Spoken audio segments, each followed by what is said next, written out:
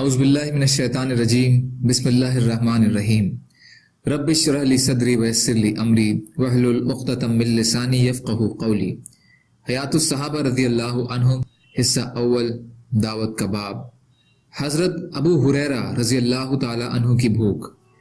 حضرت مجاہد بیان کرتے ہیں کہ حضرت ابو ہریرہ رضی اللہ عنہ فرمایا کرتے تھے کہ اللہ تعالیٰ کی قسم، میں بھوک کی وجہ سے اپنے جگر کو زمین سے چپٹا دیا کرتا تھا اور بھوک کی وجہ سے اپنے پیٹ پر پتھر باندھ لیا کرتا تھا۔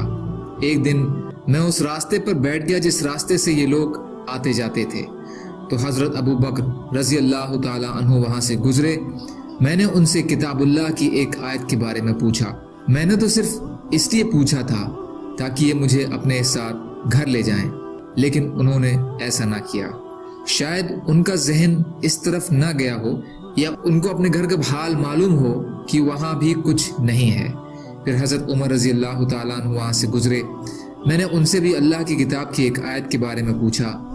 میں نے تو صرف اس لیے پوچھا تھا تاکہ وہ مجھے اپنے ساتھ اپنے گھر لے جائیں، لیکن انہوں نے ایسا نہیں کیا۔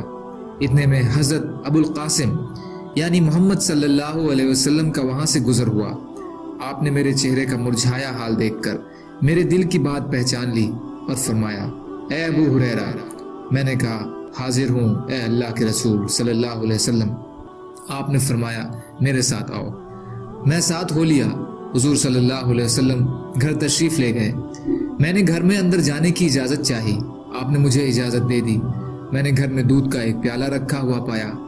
آپ نے اپنے گھر والوں سے پوچھا، یہ دودھ تمہارے پاس کہاں سے آیا ہے؟ انہوں نے بتایا کہ فلاں فلاں نے یہ کہا کہ فلاں کے گھر والوں نے ہمیں تحفے میں بھیجا ہے۔ آپ نے فرمایا، اے ابو ہر۔ حضور صلی اللہ علیہ وسلم نے پیار و محبت کی وجہ سے ان کے نام ابو ہریرہ کو چھوٹا کر کے ابو ہر کر دیا۔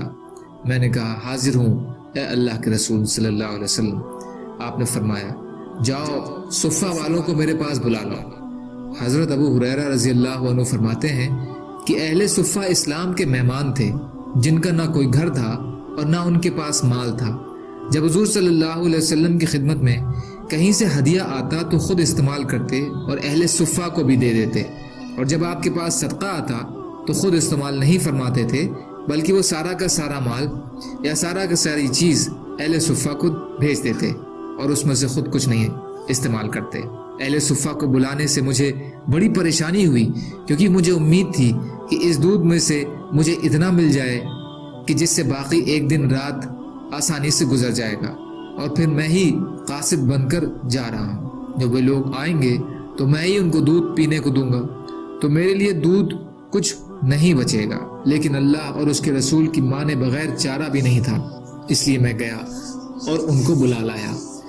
انہوں نے آ کر حضور صلی اللہ علیہ وسلم سے اندر آنے کی اجازت مانگی۔ آپ نے ان کو اجازت دی۔ وہ گھر کے اندر آ کر اپنی جگہوں پر بیٹھ گئے۔ حضور صلی اللہ علیہ وسلم نے فرمایا، اے ابو ہر، یہ پیالہ لو اور ان کو دینا شروع کرو۔ میں نے پیالہ لے کر ان کو دینا شروع کیا۔ ہر آدمی پیالہ لیتا اور اتنا پیتا کہ جی بھر جاتا، پھر مجھے پیالہ واپس کرتا، یہاں تک کہ میں نے سب کو پلا دیا اور وہ پیالہ حضور صلی اللہ علیہ وسلم کی خدمت میں پیش کیا۔ آپ نے پیالہ اپنے مبارک ہاتھ میں لیا اور ابھی اس میں دودھ باقی تھا۔ پھر آپ نے اپنا سر اٹھایا اور مجھے دیکھ کر مسکرائے اور فرمایا، اے ابو ہر۔ میں نے کہا، حاضر ہوں اے اللہ کے رسول صلی اللہ علیہ وسلم۔ آپ نے فرمایا، بس میں اور تم باقی رہ گئے۔ میں نے کہا، اے اللہ کے رسول صلی اللہ علیہ وسلم، آپ نے سچ فرمایا۔ حضور صلی اللہ علیہ وسلم نے فرمایا، لو اب تم بیٹھ جاؤ اور تم پیو۔ اس لیے میں بیٹھ گیا اور میں نے خوب دودھ پیا۔ آپ نے فرمایا، اور پیو۔ میں نے اور پیا۔ آپ مجھ سے بار بار فرماتے رہے کہ اور پیو، اور میں پیتا رہا، یہاں تک کہ میں نے کہا، قسم ہے اس ذات کی جس نے آپ کو حق دے کر بھیجا ہے، اب میں اپنے میں اس دودھ کے لیے کوئی راستہ نہیں پاتا ہوں، یعنی اور دودھ پینے کی گنجائش بچی نہیں ہے۔ آپ نے فرمایا، اچھا اب پیالہ مجھے دے دو۔ میں نے آپ کو پیالہ دیا۔ آپ نے بچا ہوا دودھ پی لیا۔ بدایہ حصہ 6 پیج نمبر 101۔ سبحان اللہ و بحمدہ، سبحانک اللہم و بحمدک، اشہد ان لا الہ الا انت، استغفرک و اتوب الیک۔ سبحان ربک رب العزۃ عما یصفون وسلام علی المرسلین والحمد للہ رب العالمین برحمتک یا ارحم الراحمین لا الہ الا اللہ محمد رسول اللہ.